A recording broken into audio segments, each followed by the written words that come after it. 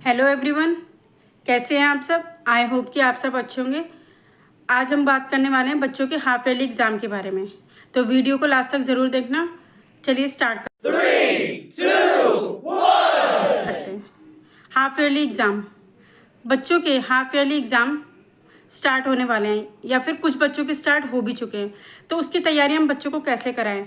Exam की तैयारी बच्चों को 20-25 दिन पहले ही स्टार्ट करवा देनी चाहिए, और स्कूल वाले भी 20-25 दिन पहले ही डेट शीट और सिलेबस भेज देते हैं।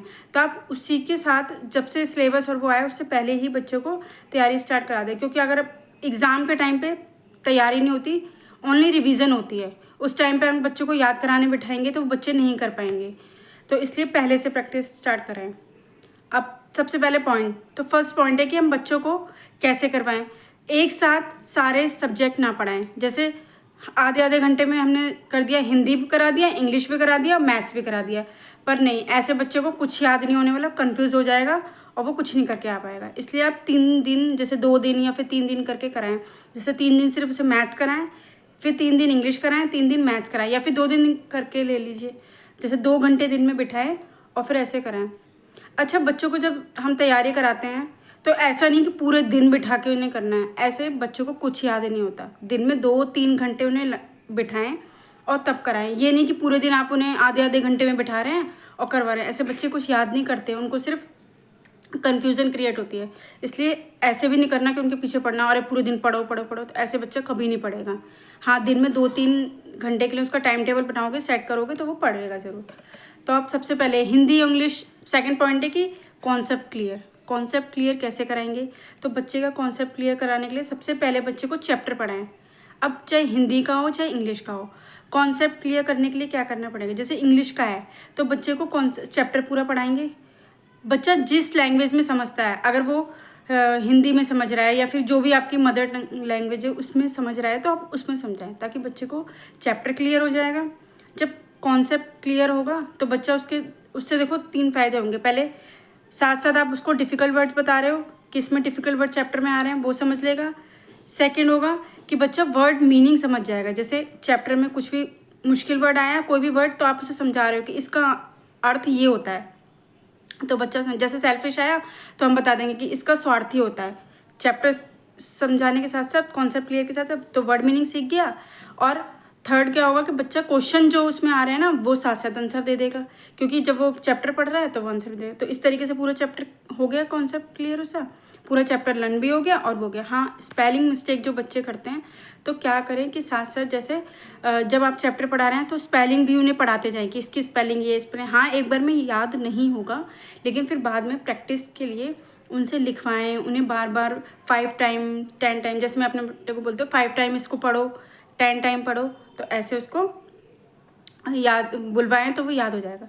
थर्ड पॉइंट है कि वर्कशीट बनाएं। एक साथ अगर आप सारा दोगे ना, सारा सिलेबस, तो बच्चा कभी नहीं करने वाला, वो भाग जाएगा वहाँ से। तो वर्कशीट बना लें, जैसे 3-4 वर्कशीट बना लें। आधे में कुछ दे दें, आधे में कुछ दे दें, मिक्स करके सारा आधे में दे दें। जो फर्स्ट में ना दे वो सेकंड वर्कशीट में दे, जो सेकंड में ना दे वो थर्ड में दे, ऐसे करके 2-3 वर्कशीट बना ली।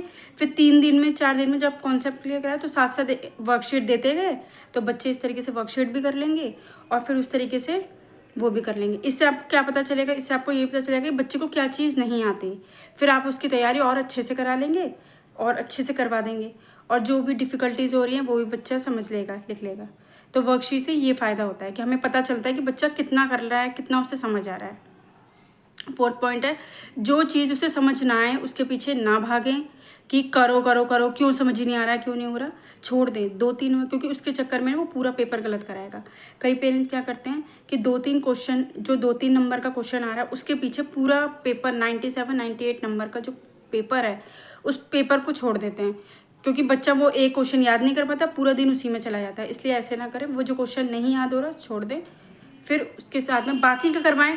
जो हाँ बाकी में गलती ना हो, 97-98 नंबर कम से कम बच्चा वो तो करेगा, जो नहीं आ रहा उसे छोड़ दें। फिफ्थ पॉइंट है कि बच्चे को जैसे जैसे करवा रहे हैं वैसे वैसे उसकी तैयारी भी कराएं, वर्कशीट करवाएं। और जैसे बड़ा क्वेश्चन है, बड़ा क्वेश्चन उसको नहीं समझ आ रहा, एक बार में बड़ा क्वेश्चन नहीं कर पाएगा, बच्चे हैं वो, तो जैसे मैं अपने बेटे को कराती हूँ, पहले फर्स्ट लाइन याद करवाई, फिर उससे सुन लिया, फिर सेकंड लाइन करवाई, फिर उससे सुना, फिर थर्ड लाइन करवाई, फिर सुना, फिर एक साथ पूरा क्वेश्चन करवाया और 2 से 3 बार उस क्वेश्चन को रिपीट करवाया इस तरीके से। तो इस तरीके से कर लेंगे धीरे धीरे करके। ऐसे करके हम जब 2-3 बार करवाएंगे तो बच्चे को एक एक लाइन करके पूरा आंसर याद हो जाएगा और वो अच्छे से उसको कर लेगा। अच्छा, एक ट्रिक और है कि जैसे हम बच्चों को अपोजिट वर्ड इंग्लिश में करा रहे हैं या फिर हिंदी में विलोम शब्द करा रहे हैं, तो जब बच्चा खेल रहा है तो हम उसके साथ साथ में क्वेश्चन पुट कर सकते हैं। जैसे वो खेल रहा है टॉय से, टैडी से खेल रहा है या फिर किसी भी चीज़ से, तो हम उसमें बीच में पूछ सकते हैं बिग का क्या होगा, फैट का क्या होगा। उसी तरीके से हिंदी में बड़ा का क्या होगा, मोटे का क्या होगा। तो ऐसे बच्चा खेल भी रहा है और बता भी रहा है। इन चीज़ों को तो आप ओरली भी पूछ सकते हो बच्चे से, ऐसे कुछ चीज़ें। हाँ, क्वेश्चन आंसर वगैरह को आप लिखवा के करवा सकते हो, लेकिन इनको तो आप ऐसे उनके प्ले के बीच में भी पूछोगे तो वो बता देंगे। तो आई होप कि वीडियो पसंद आई होगी। अगर वीडियो अच्छी लगे तो चैनल को लाइक शेयर एंड सब्सक्राइब जरूर करना। और अगर आपको मेरे चैनल पे वर्कशीट मैंने दी हुई है, अगर आपको और सब्जेक्ट की या फिर और क्लास की वर्कशीट चाहिए तो प्लीज़ कमेंट बॉक्स में ज़रूर बताना। बाय।